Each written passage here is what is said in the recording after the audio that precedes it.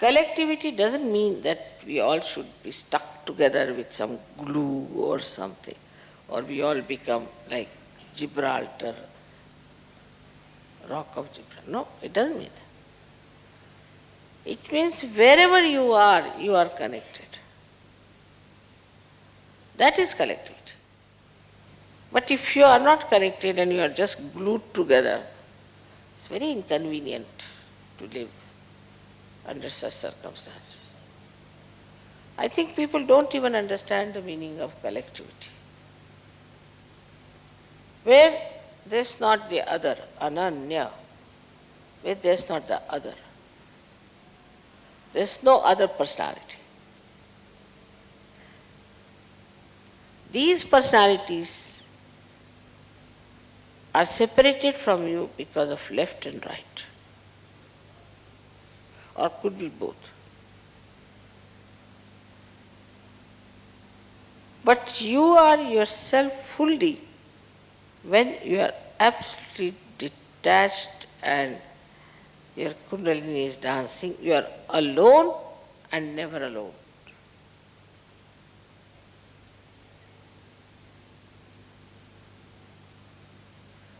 This oneness with the whole gives you all the security that you want, all the joy you want. And that's why Kundalini awakening means collectivity. Unless and until you want pure collectivity in your being, Kundalini won't rise.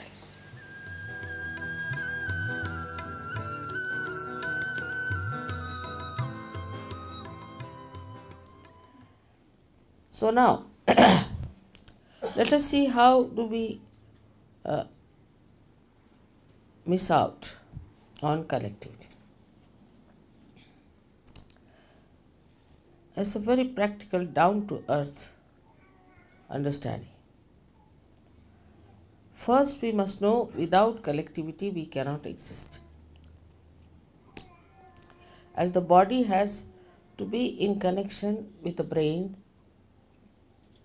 in the same way, without collectivity, Sahaja Yoga cannot exist.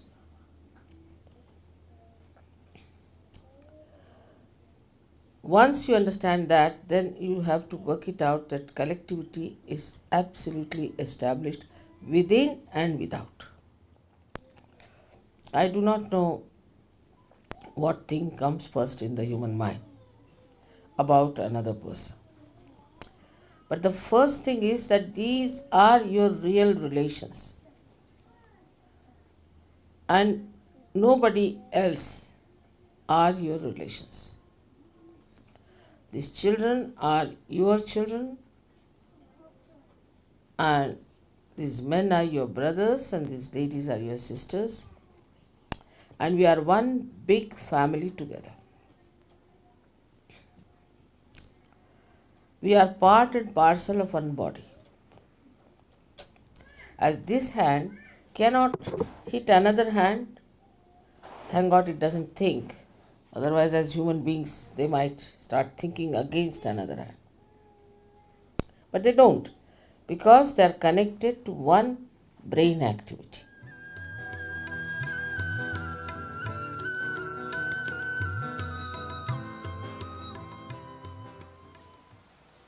So, we can see that when we ascend in the collective consciousness, and we have collective living, collective meeting,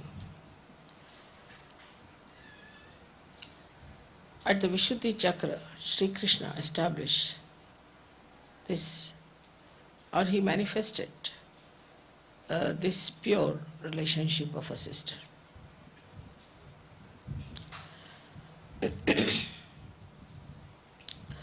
In a collective life that we have, in the ashram where we live, where we move about at service, if we do not have this basic principle within us, there will be a chaos. complete chaos. Once this purity of relationship is established, that apart from my wife, all the rest are my sisters or mothers,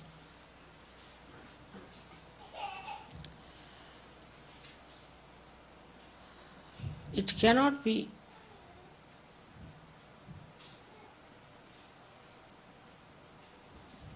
a proper society. And the chaos of the social system of America is because they have no sense of pure relationships. Once you call somebody a sister, she's a sister. And once you call somebody a brother, she's a brother. It's not only that you should be born of the same parents, it's not necessary. But this is a very important principle to have a very pure society where everybody can live peacefully.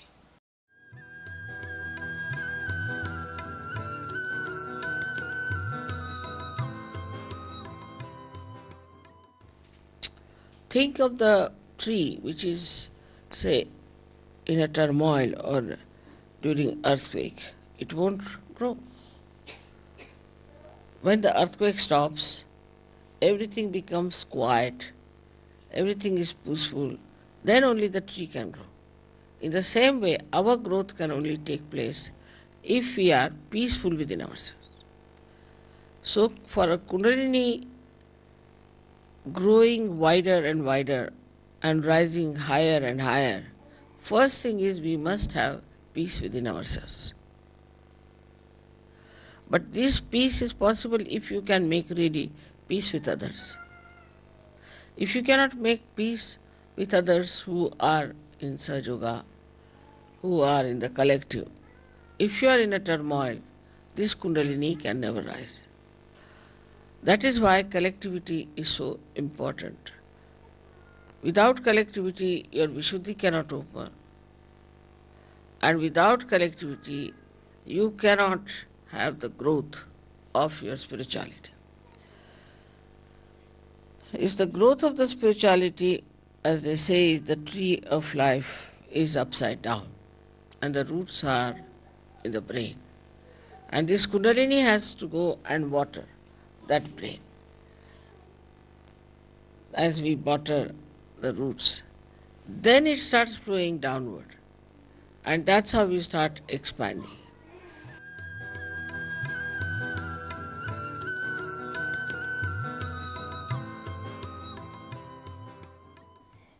Now, Mother has said we have to have compassion. Now, where do you have our compassion? On the walls, where do we use our compassion? Where do we use our compassion? So, Sahaja Yoga is to be practiced, doesn't mean that you sit down with my photograph all the time. It doesn't mean that. It means you practice compassion. You practice that. Then you have to practice love. Now, how do you practice love with others? If you love someone, what do? You try to please that person. Small things can make people very happy. I know you all try to please me very much. You'll give me presents, you'll find out things which are good for me, you'll go out of the way, buy sweet flowers for me. Beautiful things you do to please me. I am over pleased, I must tell you. But I am more pleased, much more pleased, if you understand collectivity and try to please each other. So now the practice love, where do you practice? Ask your question. Where do I practice love? What do I love? We love our house, we love our photographs, our decorations, everything. But do I practice this love on my wife or on my husband or on other Sahaja Yogis?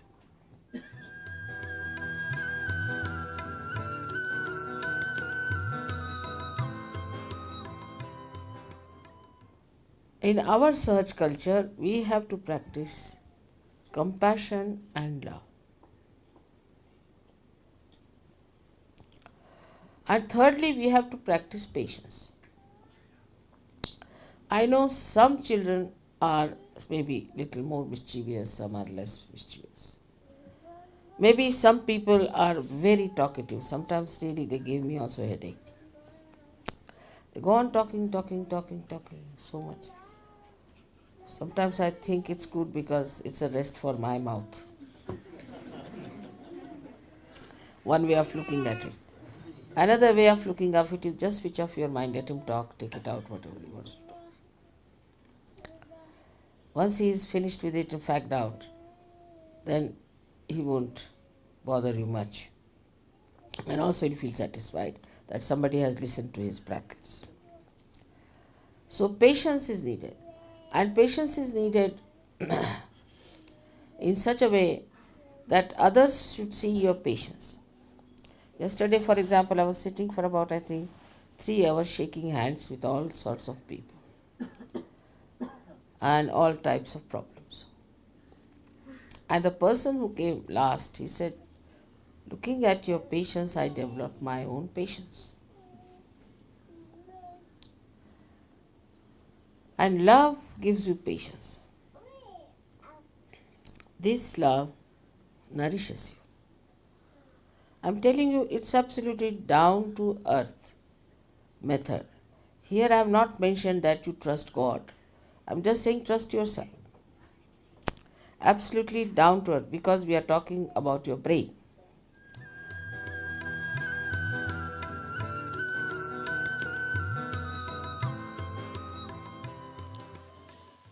So today's understanding should be that we all should become collective from inside. We should not grudge or grumble about it and enjoy the collectivity. But the second side of collectivity is this, that do not try to exploit the collectivity. Otherwise you'll be in trouble. Like I've seen some people don't know how to use their bathrooms.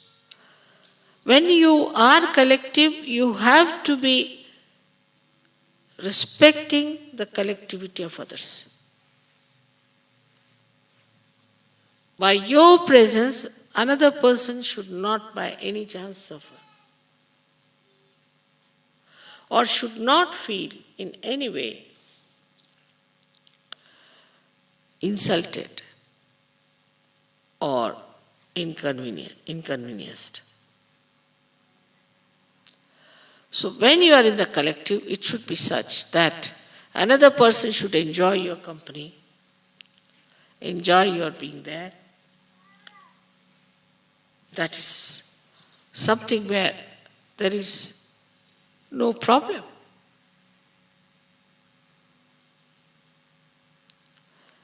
But if you are demanding and if you are asking for things and you think no end of yourself, you can not at all collective by any chance, but you will suffer for that.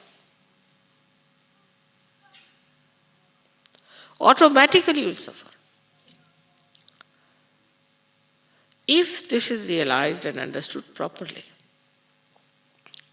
your aga is solved.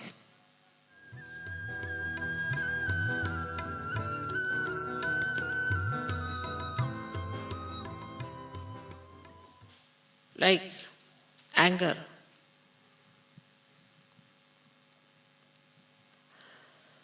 People always boast, I'm very angry with you. Boast. But just make that anger into forgiveness. And you'll see the person, instead of you getting into problems, he will get into problems.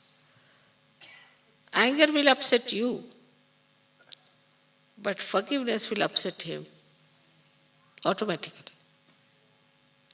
It's the biggest weapon you have got is to forgive. And this is shown in Buddha's character throughout. Now we have been saying that we have to forgive everyone. But we don't practice that. Small things like mad people we remember. Only I had heard that snake has this capacity to remember if somebody has hurt him. But here I find human beings have no less capacity.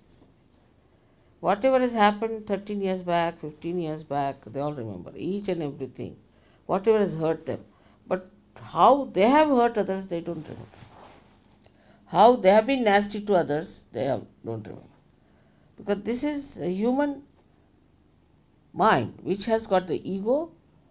It can go on hurting others, it doesn't feel anything. And the superego which goes on receiving all the hurts and always complaining about it.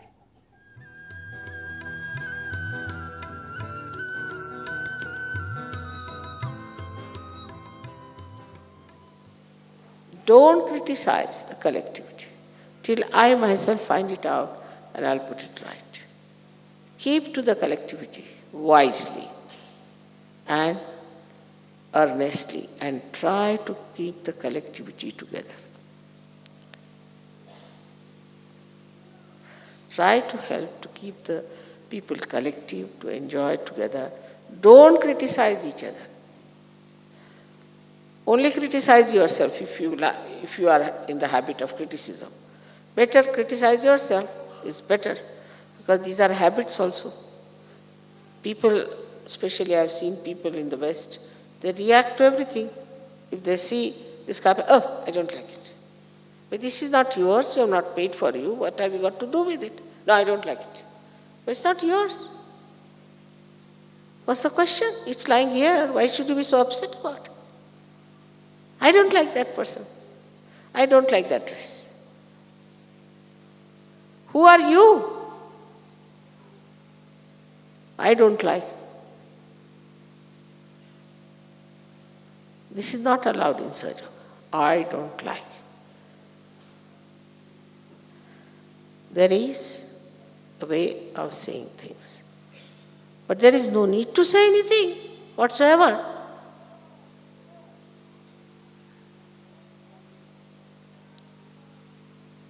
So all this kind of bumptiousness and showing off is against collectivity.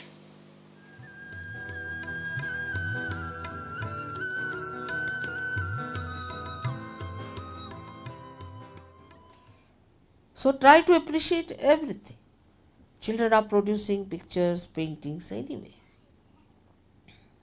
They make sometimes my face is very funny when they draw. Not the children, even grown-ups. Doesn't matter. I appreciate it. It's very good, wonderful, very nice. To encourage that person. So criticism should go out of our mind, but appreciation should be practiced. Appreciation of others' children, appreciation of other people is very important. But that doesn't mean that you appreciate all others and torture your wife or torture your husband. That also is an imbalance.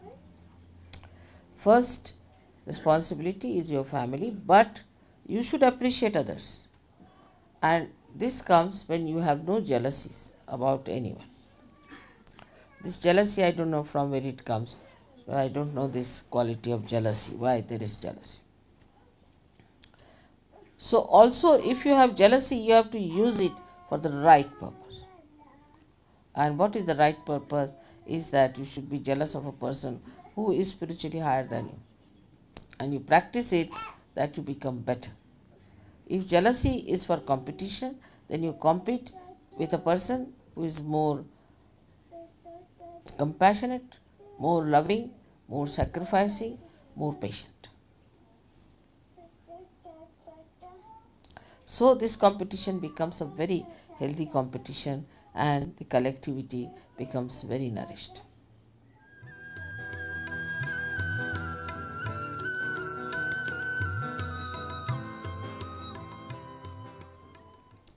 Now the worst enemy of collectivity is aggressiveness. Some people are basically aggressive. Their style of talking is extremely aggressive. The way they say things is aggressive. Maybe because anything. Maybe they are better educated. Maybe they come from a very aggressive family.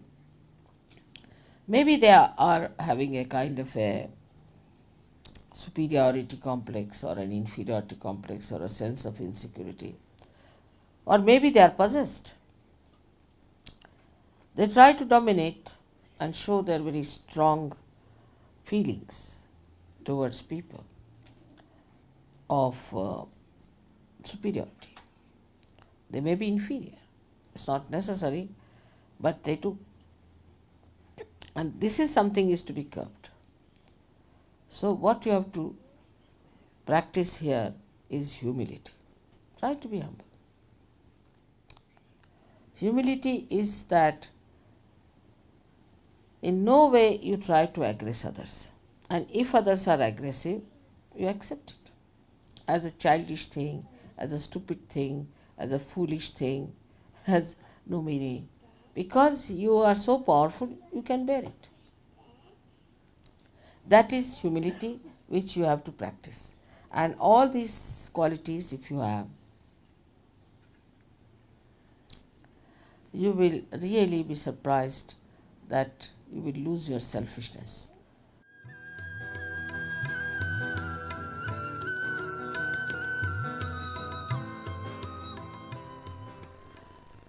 Only way to grow is to be collective. There's no other way out.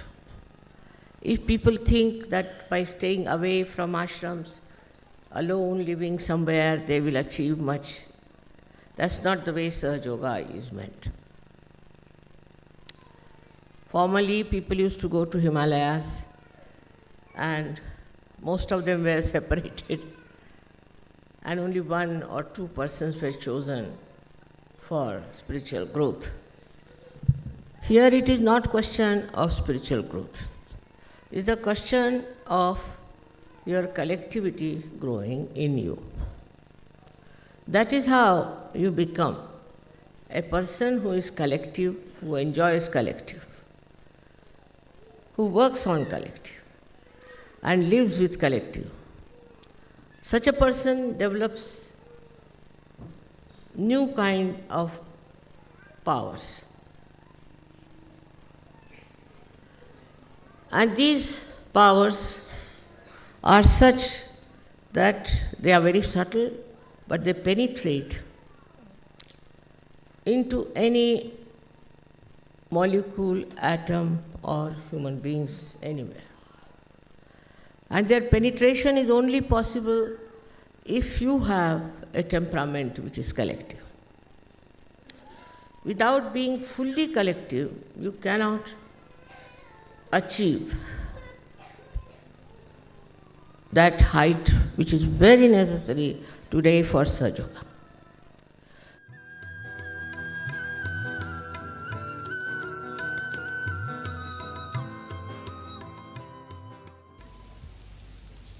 Why sometimes the chakras, the same chakras, we feel more on the legs than on the hands. Its integration is not there, that's why. You have to attend collectively. You have to become more collective. The body has to be collective. The thing is, if you are not a collective person, then sometimes you'll feel them on the legs, sometimes on the heart, sometimes in the head. That's not a good thing. You should try to become more collective, should meet more people, take more interest. You see, the body of yours won't work out efficiently unless and until you use it. Because individually, you see, if you work out, it will not develop collectively. Because where are you using it? You are correcting yourself to give it to others. And if you don't give it, if you do not work it out in a collective way, there's no circulation.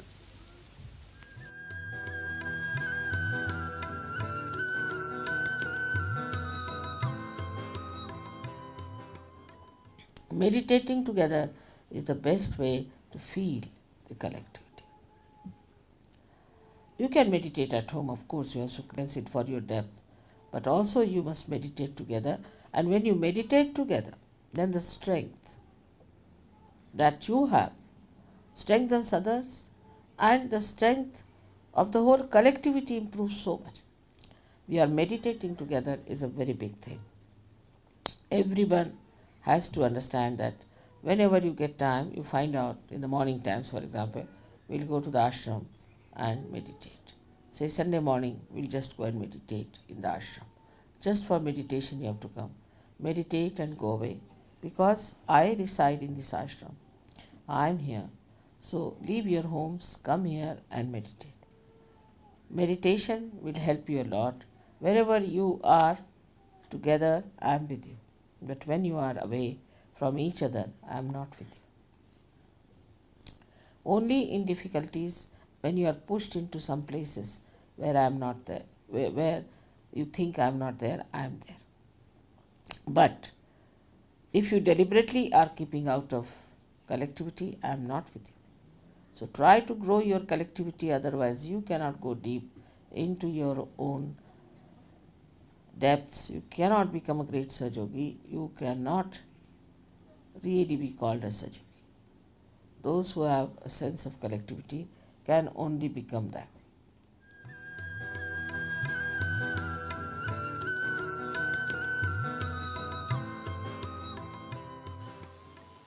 Sangam Sharanam Gacchami. Sangha means collectivity. I surrender myself to the collectivity.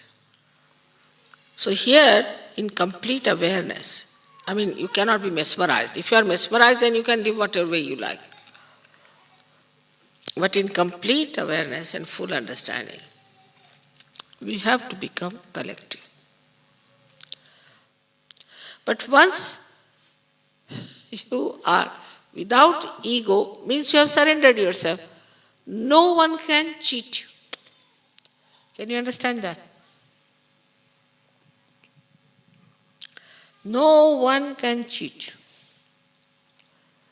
Because there is some higher force which is looking after. This is the way we should understand Buddha. This is, we should know our Buddha qualities. This is how our ego can be dissolved. When you say, Mother, we surrender to you, that just means that you give this horrible ego a complete holiday. It means that. That is how this ego disappears. And I think all your just now, ragas are open out, most of you, somehow. And then you laugh at everything. You make fun of yourself. Just enjoy everything.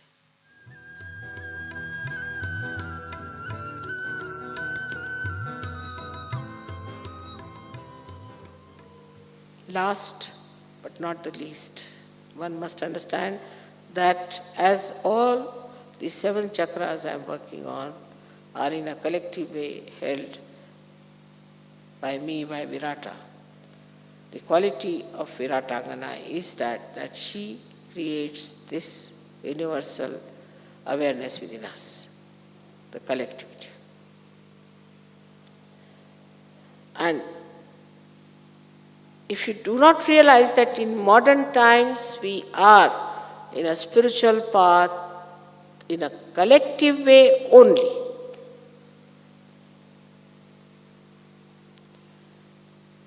this is what it is. Because we have reached to the state of Sahasrara. And here we have to have a collective working only, there's no other way out. So the most important point we must know, if we cannot be collective, because of anything, jealousy maybe, inferiority complex, maybe anything which is coming from behind, like a worm crawling up, then know that something wrong with you, nothing wrong with the collectivity. I hope you'll understand my vision and you'll stand by me. And you'll come up to that. I depend on you entirely for my vision. We have to change this whole world into a beautiful place. For that, not much sacrifice is needed. You are already blessed. You don't have to do much. Only thing is keep your attention on the source of power. May God bless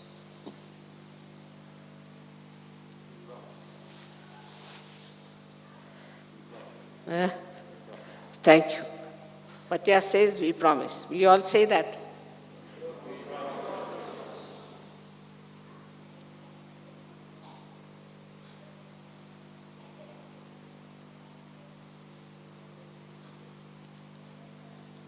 Thank you very much.